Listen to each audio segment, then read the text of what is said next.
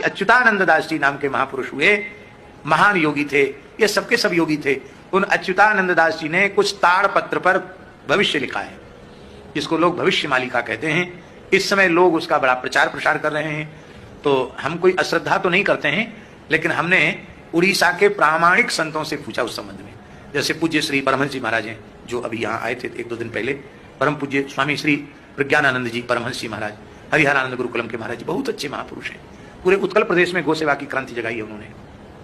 उनसे हमने पूछा तो उन्होंने कहा कि नहीं, ये बात बिल्कुल सत्य है, और मूल ग्रंथ ताड़पत्र पर आज भी वहां विराजमान है जगन्नाथपुरी में, और उनकी जितनी भविष्यवाणियां हैं वे सबकी सब सत्य हुई है।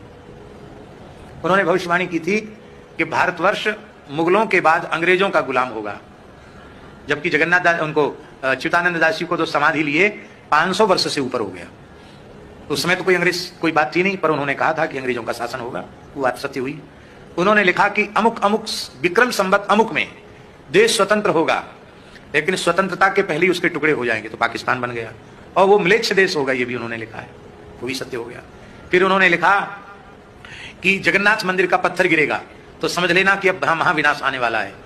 तो ऊपर से जगन्नाथ मंदिर का पत्थर भी गिरा, जो आज भी वहां पड़ा हुआ है, कम से कम 10-15 टन वजन का पत्थर नीचे गिरा है। ध्वजा में आग लग जाएगी, 2-3 बार आग लग चुकी है ध्वजा में। इतना जोर का तूफान आएगा कि नील चक्र टेढ़ा हो जाएगा, नील चक्र भी कुछ टेढ़ा हो गया, चूना झरने लग जाएगा, ये भी वो भी सब बात उन्होंने लिखी है। और जगन्नाथ जी के वस्त्र में आग लग जाएगी, वो भी लिखा है। ये सब चिन्ह जब आ जाए तब समझ लेना, और जगन्नाथ मंदिर का कल्प वृक्ष भग्न हो जाए तूफान में, तब समझ लेना कि अब महाविनाश आने वाला है, और ये तृतीय विश्व युद्ध का संकेत होगा, ऐसा अच्युतानंद दास जी ने लिखा है। और कहा तीसरे विश्व युद्ध के बाद चौथा विश्व युद्ध का कोई उन्होंने संकेत नहीं किया, पर तृतीय विश्व युद्ध का संकेत किया है। और संसार में ऐसी परिस्थितियां बन रही हैं कि उससे लगता है कि ये युद्ध कभी न कभी हो जाएगा, क्योंकि जब से शुरू हुआ है वो बंद नहीं हुआ, कहीं न कहीं चल रहा है, और जैसे ही 10-20 देश इकट्ठे एक दूसरे के आमने सामने हुए, विश्व युद्ध हो जाएगा।